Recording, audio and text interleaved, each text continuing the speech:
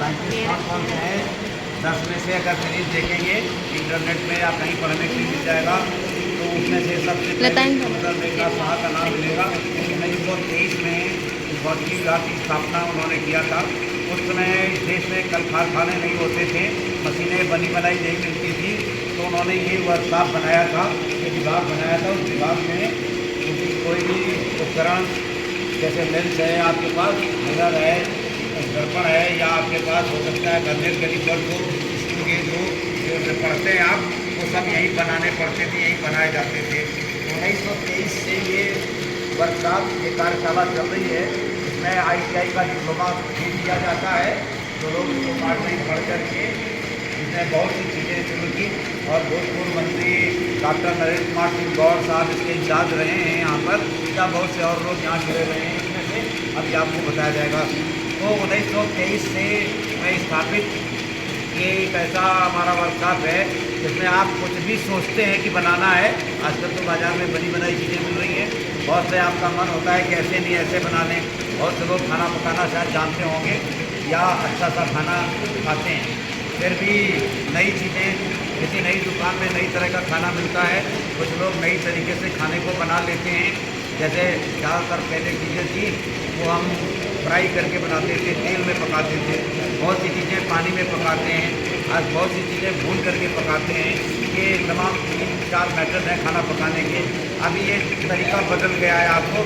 अब आपको माइक्रोवेव आ गया आपके पास, आप देखते हैं माइक्रोवेव में रख दीजिए, खाना पक जाता है। उसमें गर्म करने का कोई तरीका नहीं है, ना उसमें तेल डालना है, ना पानी डालना है, ना आग डालनी है, लेकिन माइक्रोवेव से आपको खाना अभी रेडी टू ईट भोजन, एक नया तरह का भोजन आ गया जो पक करके ही आपके सामने आएगा। खेत से ही रोटी आपको आएगी, जैसे पके हुए फल होते हैं पेड़ में से पकते हैं, ऐसी तमाम रिसर्चेस की जा रही हैं कि आपको खेत से ही पका पकाया भोजन मिलेगा।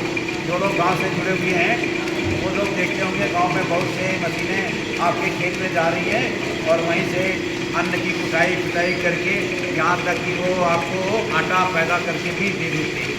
अभी ऐसी इंटीग्रेटेड मशीनें बनाई जा रही हैं कि जो सीधा पेड़ आपके मतलब गेहूँ को काटेंगी, उसकी पिटाई करेंगी, पिसाई करेंगे और सीधा रोटी बन करके आपके पास आ जाएगा।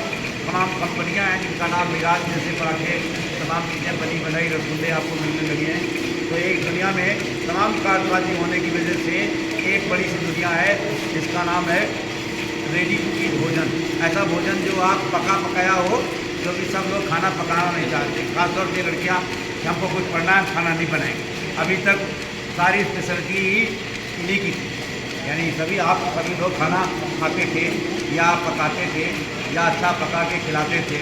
ये तमाम गलतियाँ हो गई है। लोग कहते हैं हम खाना नहीं खाएंगे, हम खाना नहीं पकाएंगे, ऐसी चीज़ें। आप खड़े रहिए, आप खुल कर दीजिए, उनको रहने दीजिए, आप सुनने दीजिए।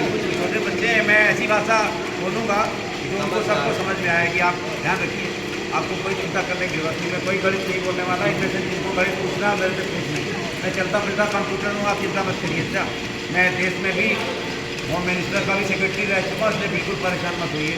मैं एक तरफ वाइस चांसलर को पढ़ाता हूँ, तो एक तरफ बच्चों के बीच में भी रहता हूँ।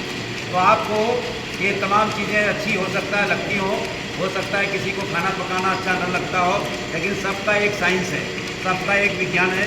उस विज्ञान को पढ़ना हो सकता है कोई खाना आपके लिए बहुत फायदेमंद हो, फल बहुत अच्छे होते हैं, आपको फायदेमंद होते हैं। खुद में सवाल करना है कि फलों में ऐसा क्या होता है।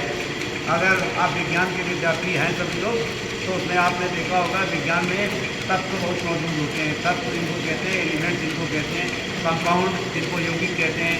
तो 118 तत्व मौजूद हैं इस दुनिया में, केवल इतने ही तत्व हैं, इससे ज़्यादा नहीं है। तो कोई भी चीज़ होगी वो तत्वों से मिलकर बनी होती है। ऐसा हो सकता है जो 118 में से कोई होंगे, कुछ हो सकता है आपके शरीर में उपलब्ध हों। तो किसी को मालूम है कि आपके बाल में कौन कौन से तत्व होते हैं? सबके बाल हैं, सबने पढ़ाई की है, बाल में कौन कौन से तत्व होते हैं, कोई बता सकता है? तमाम आपने पढ़े, हाइड्रोजन होती है क्या बाल में?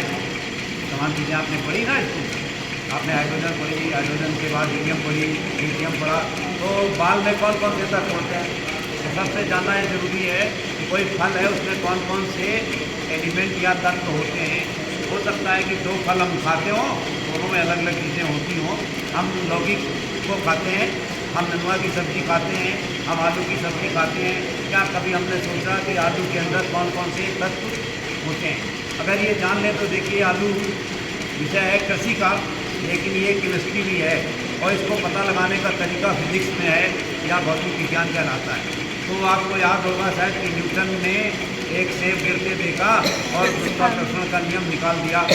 तो इसका मतलब न्यूटन खेती करता था, बागीचा था, उसके बाद खेतिहर था, वो कोई बहुत बड़ा वैज्ञानिक नहीं था। तो हर खेती करने वाला आदमी प्रैक्टिकल फिजिसिस्ट होता है, वो जो है कम से कम जानकार होता है कि विज्ञान को कैसे उपयोग किया जाए।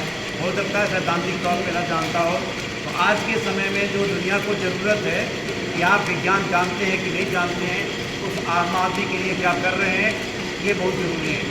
तो मेरा विभाग बहुत सी चीज़ें करता है, ब्रह्मांड से लेकर के एक ये कि हम खेती किसानी वाले लोगों के लिए भी या तमाम और डायमेंशन हमारे खुलेंगे, चिकित्सकों के लिए भी या डॉक्टर्स के लिए भी हम ट्रेनिंग प्रोग्राम चलाते हैं, या ऐसी तमाम नई चीज़ें बदल करके आपके सामने ला रहे हैं जो एक नई दुनिया की खेती किसानी के लिए या कृषि के लिए उपयोगी होगी। उसमें से बहुत सी चीज़ें आप जो विज्ञान में पढ़ते हैं वो सब सम्मिलित हैं, और बहुत सी ऐसी भी हो सकती हैं कि जो आपने कभी सुनी ना हो, कभी देखी ना हो। जो सुनी और देखी नहीं है उन्हीं को हम रिसर्च कहते हैं। ये प्रयोगशाला में हम लोग कुछ सोचते हैं कि किसी गांव में जाके क्या करेंगे। एक छोटी सी बात है, सभी लोगों को पता है कि मान लीजिए कि कोई आपने पेड़ लगाया और 5 साल से 10 साल के बीच में कोई फल नहीं देता है। आपके घर में पेड़ हो सकते हैं आम के या किसी और चीज़ में, जो फल नहीं निकलता है,